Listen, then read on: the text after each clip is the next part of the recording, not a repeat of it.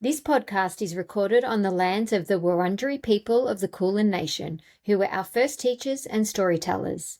I extend my respect to all Aboriginal and Torres Strait Islander people. Welcome to the Habit Nerd podcast. I'm Dr. Bree Hearn, and if you're interested in habits, those tiny, powerful behaviours that shape who we are and what we achieve, you've absolutely landed in the right place. Join me each week as I interview a wide range of experts, dive into evidence-based strategies, and give you practical tools to help you build habits that stick and break the ones that hold you back. Hi there, and welcome to another episode of the Habit Nerd podcast. I hope that you're doing really well. I've welcomed lots more of you in the last couple of months. I'm so pleased to be able to tell you, and I'm now being listened to across 72 countries, which is more than I could have ever imagined, and I'm so grateful to be able to have that impact. Thank you so much for leaving positive reviews. Thank you for sharing my work with your friends. Thank you for sending me DMs on Instagram to tell me what you like and to leave suggestions about what you'd like me to do in the future. If I'm making your day a little bit better, or if I'm making you think about things differently or invest in yourself more, that is amazing. And it's all the motivation that I need to keep seeking great guests and keep researching and writing episodes about productivity and mindset and habits to help you self-optimize and to perform at your best in little ways and in big ways, whatever that means to you. So here in Australia, it is Q2, meaning summer is over. And with summer being over, sometimes our motivation wanes a little bit. We're a fair way now from the new year, new me, January 1st, New Year's resolution sort of period. Maybe though, and I do hope this is the case for you, the fresh start effect for a new season or a new quarter is a positive thing. A fresh start effect is a psychological term where we use a temporal landmark, so something like the start of a new season, the start of a new quarter, the start of a new week, the start of a new month, a birthday. We use that as a bit of a line in the sand to reset, to realign, and sometimes to course correct.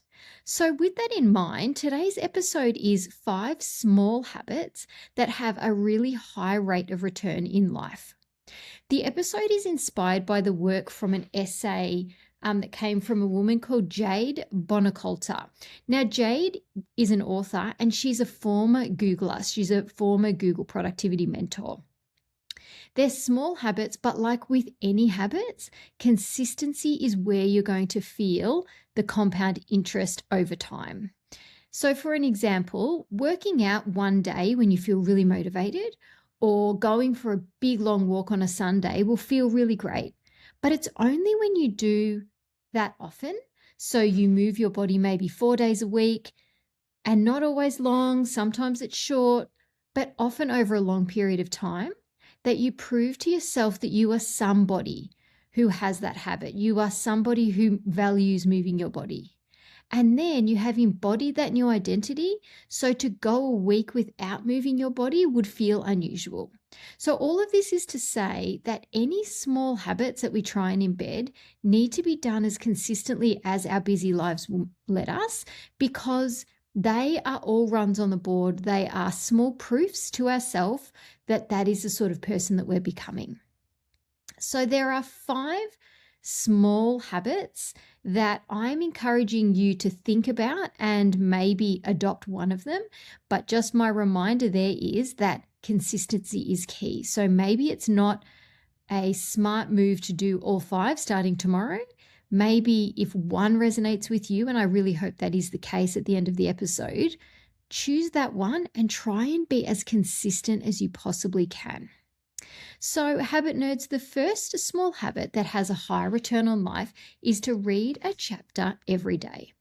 Now, when I read this, I take it to mean a chapter in a non-fiction book where I can learn something, but I guess fiction works as well. An author could have spent 10 years researching and writing something that you finish in 10 hours. So therefore, every book you read is like getting a whole decade of experience for, say, between $15 and $30. Audiobooks are really great use of your time and energy here. Recently, I just finished The Money Reset, that is written by a finance expert named Gemma Mitchell. Now, I'm interviewing Gemma on an upcoming episode of the Habit Nerd podcast. 10 hours of an audiobook. I don't even think it was 10 hours in the end that I was listening to on my headphones while I was doing housework or while I was walking the dog. And 10 hours, I don't know how many years it took Gemma to write, but it was a lifetime of her experience.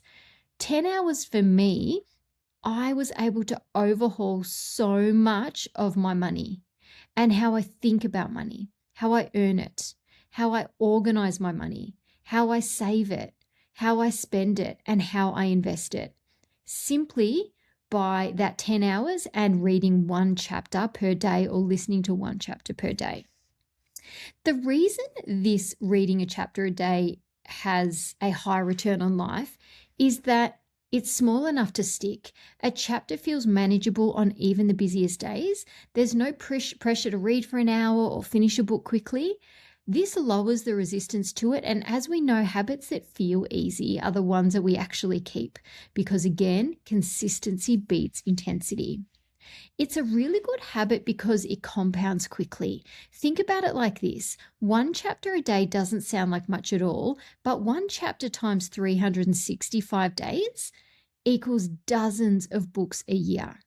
Even slower nonfiction stacks up into real knowledge and real perspective. And like interest, so like money interest, reading compounds quietly. You won't notice it day to day, but months later, you will be thinking and speaking and working differently. Reading a chapter a day builds your identity, not just your output. It reinforces the identity that I am someone who reads. Now, that's really powerful because, as I said at the top of our episode, identity-based habits are more durable than goal-based ones. Once you see yourself as a reader, reading becomes natural and not forced.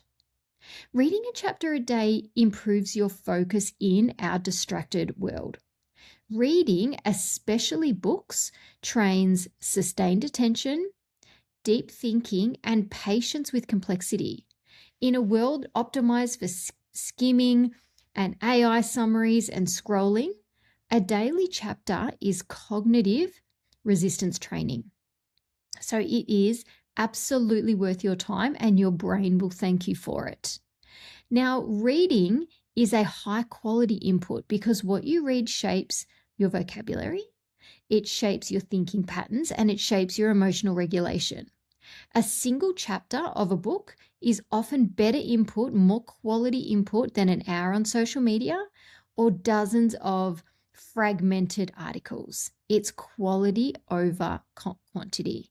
And I hope that you can see that reading a chapter fits into real life because you can read it in the morning over your coffee. You can read it on public transport. You can read it while you're waiting in a waiting room at the dentist. You can read before bed, which is my favorite time to do it, or you can read in between commitments. Because it's modular, it fits into life as it is, not as you wish it were. And the final reason that reading a chapter a day is really worth your time as a habit with, as I say, a high return on life is that reading a chapter a day is often a transition ritual that creates a daily pause. It often punctuates between work and personal time, day and night, and noise and quiet. So my first small habit there that has a really high return on life is reading just one chapter a day. I wonder if you might give it a go. The second habit is to do a digital intermittent fast. Now, intermittent fasting was really popular a little while ago, and I know a lot of people, for health reasons, still subscribe to it. That basically means fasting for long periods of time. So in terms of a digital intermittent fast, it means don't have your phone for 1 hour before you go to bed or 1 hour after you wake. It's about taking intentional, time-bound breaks from digital consumption, especially our phones, which contain social media, the emails and news, and it has a high return because it restores things that constant connectivity quietly drain away. There's a few benefits, both practically and psychologically, of doing a digital intermittent fast. One of those is that it improves our focus and our cognitive clarity. What we know is that constant notifications really fragment our attention. Even the most brief of interruptions leave a residue that makes it harder to think deeply and harder to get back on task. A digital fast then reduces this idea of cognitive switching. It improves our sustained attention and it makes complex thinking, which is where our best ideas are formed, it makes them feel easier again. Now, many people notice that tasks take less time, not more time, once distractions are removed. Another reason that an intermittent fast makes a lot of sense is it lowers our stress and our nervous system overload. Digital inputs keep our brain in a reactive state, always scanning, always responding, always anticipating. Stepping back reduces background anxiety. It lowers the urge to constantly check, and it allows your nervous system time to downshift. This is especially noticeable for me in the evening, or if I can fast from my phone for longer periods of time over the weekend, because often my sleep quality can improve. A digital intermittent fast helps with better emotional regulation because when we're on social media all the time, or when we are constantly exposing ourselves to the news, it amplifies this sense of comparison. The comparison trap, I'm comparing myself to the person I'm looking at online and how they're further along in their career than me, how they have the handbag that I want, how their hair looks better or their clothes look better or their children are doing something I wish my children would do. It amplifies outrage. I can get quite angry. It makes doom scrolling less likely. Obviously, if you're spending less time on your phone, you're not getting to that stage where you get on your phone. This is something that happens to me. I'll use my phone for something that feels important. So, for example, to do a bank transfer or to, check my calendar for something. And then once I've sort of done that task, I automatically find myself going into news apps or social media. And that's where the doom scrolling happens. If I'm fasting from my phone altogether, it does not even make doom scrolling an option. And subtle dissatisfaction is the case when we are constantly on social media and constant news websites. So a digital fast really does create emotional space. We're less hijacked by other people's opinions, the crises that's going on in other people's lives, and we're more grounded in our own. Now, another reason a digital intermittent fast is worth your time to invest in, without a device nearby, you will notice that conversations with your family and your loved ones deepen. Listening improves. And any micro moments that happen, going for walks, having meals together, even just being in each other's company in silence, become richer. People often report feeling more connected when they're fasting from their digital device, even though they're less connected online. And a digital intermittent fast doesn't require time management because you recover time without even trying. It simply removes the low value inputs. Then you will find yourself with more time, and that reclaimed time often flows naturally, and this happens to me all the time, into more reading, into more thinking, into rest, into doing something creative, or into more meaningful work. The benefit isn't productivity for its own sake, it's unhurried time. And what you can do with that unhurried time is of so much greater quality if you're not distracted and having to manage your time around a phone. And There is a stronger sense of autonomy. Closing when and if you engage digitally rebuilds agency. Instead of, oh, I should check this, it becomes, I'll check when I decide. That shift is really small, but it's powerful because it restores a feeling of control over your attention and your energy and your focus and your life. And obviously, a digital intermittent fast acts as a values filter. It helps us align with being more intentional in the way we live our lives. It makes you think, what do I actually want to engage with in this time that I've got? What deserves my attention and what doesn't? And over time, the idea is that this leads to more intentional digital use, not complete abstinence, because we all need our phones and our phones bring us a lot of joy. But hopefully, by doing digital intermittent fasting, it would lead to, as I say, more intentional use of it.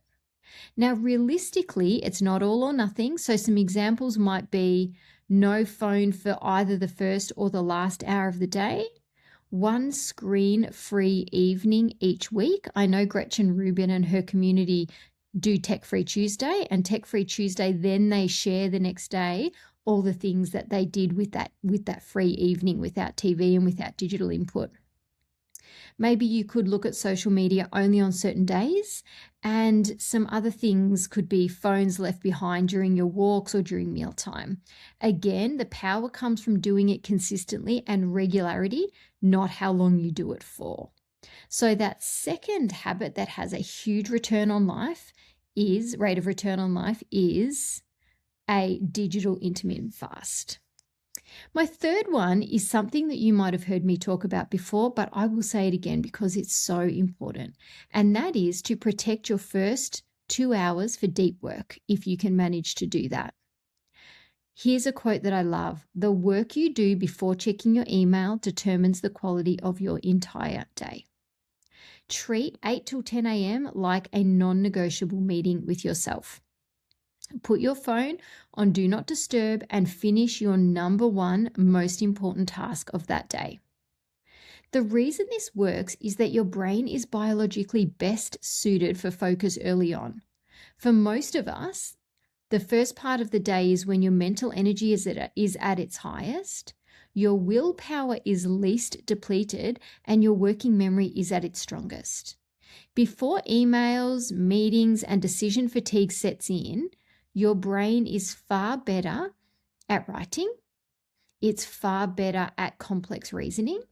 It's far better at strategic thinking, and it's far better at creative problem solving. So using this window, wasting that 8 till 10 or 9 till 11, whatever it is when you start your work day, for shallow tasks, wastes your highest quality cognitive fuel on low return work. Early interruptions fragment the entire day. The first inputs of the day often determine the mode that your brain will stay in. If your day starts with messages, notifications, email, meetings, you prime your brain, you set your brain up for reactivity. And once that happens, it's much harder to shift into deep focus later on. Protecting those first 2 hours prevents attention residue from interruptions. It allows sustained immersion before context switching begins, and it makes the rest of the day feel calmer and more controlled. Deep work really early guarantees progress on what actually matters. The most important work is usually non-urgent work. It's usually unstructured work, and it's usually the work that is easy to postpone. If you don't do it first, it often doesn't get done at all, and the day gets filled with everybody else's priorities and not your own. By protecting those first 2 hours, you guarantee progress on high-impact tasks. You reduce that heavy background stress that carries on your back, on your shoulders for the rest of the day with things like, oh my God, I still haven't worked on that thing. And you gain momentum and a sense of accomplishment that carries you throughout the rest of the day. So remember, even one deep work session early can make your entire workday feel more successful. something I've been doing lately is if I'm lucky enough to be working from home, I will start my day an hour before I know my colleagues are going to log on. And that's where I know I'm getting an hour where I probably won't be interrupted. And it's my hour to smash through something that is really important, but that is just mine. And really, I can't tell you how good I feel by the time 9 o'clock comes around and sort of the work world is waking up, that I've already got my most important task either well underway or out of the way altogether. So I wonder whether that third habit of protecting your first 2 hours for deep work is something that you will try. Now, the fourth habit is a bit of a different one. It's change your physical state to change your mental state. Basically, what this means is you can't always think your way into a better state.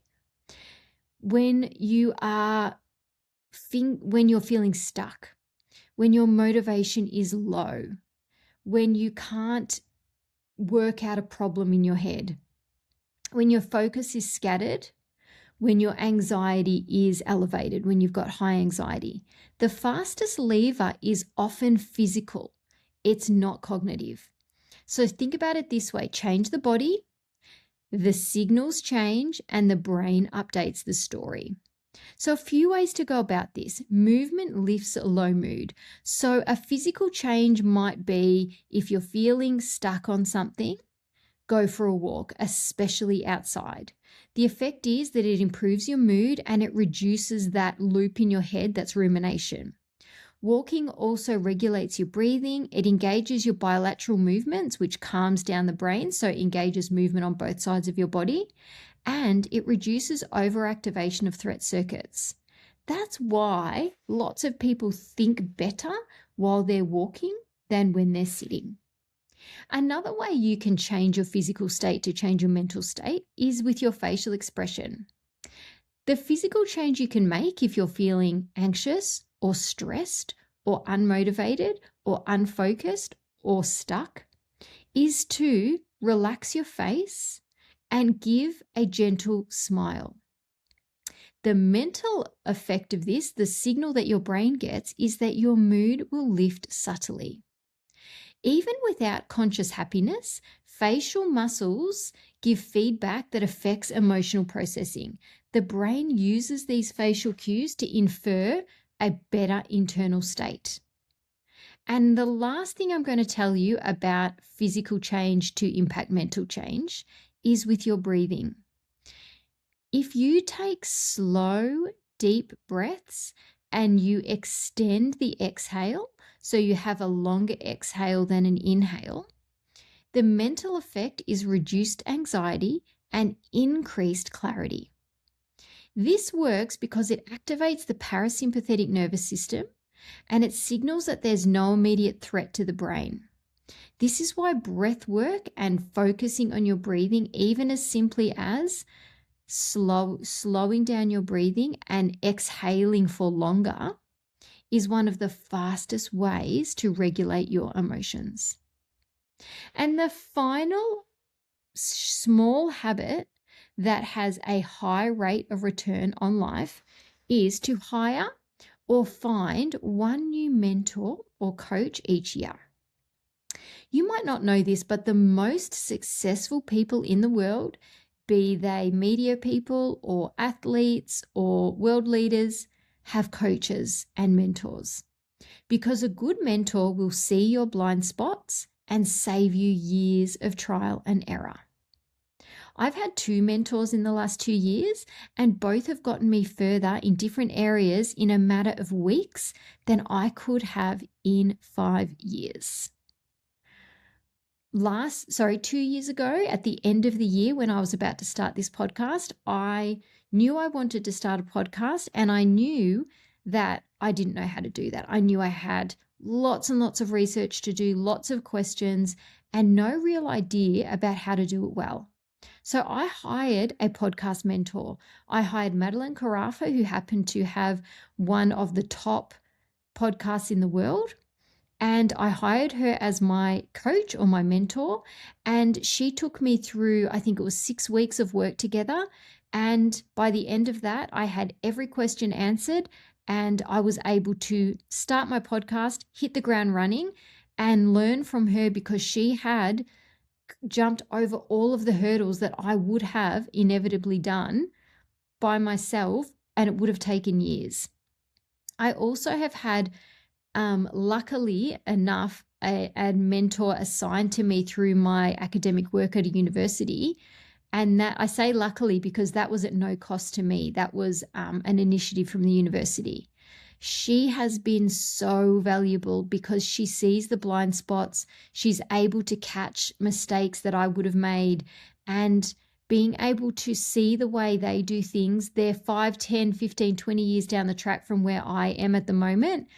I am able to absolutely fast track my career, my productivity, my effectiveness, whatever it is, simply by listening to their expertise. So decide, is there a skill that you want to learn this year, and find someone who has mastered that skill. Now, I understand that there is a cost involved, but I believe that we can pay with either our time or our money.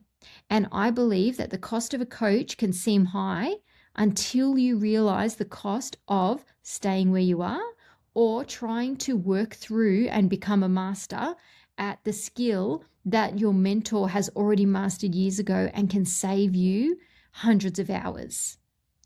So think about whether you might hire or find one new mentor or coach this year for a skill that you want to master.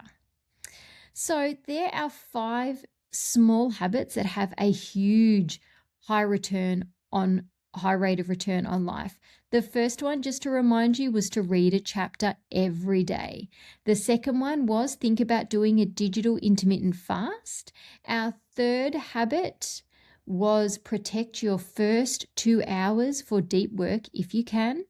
Our fourth habit was change your physical state to change your mental state. And the last one was think about hiring a coach or a mentor this year who is a master in the skill that you would like to learn.